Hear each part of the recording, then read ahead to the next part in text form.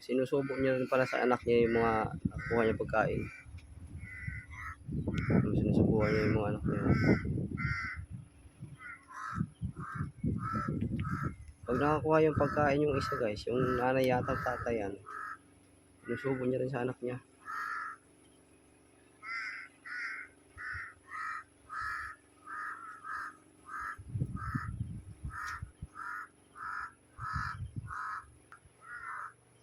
Magpamilya siguro yung apat na yan guys.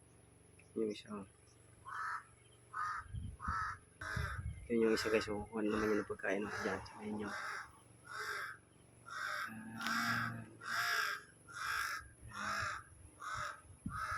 Kukuha naman siya pagkain dyan. Kukuha na pagkain dyan.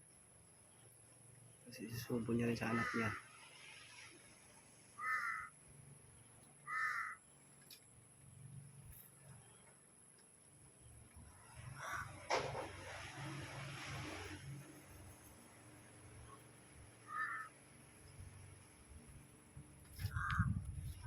Yes.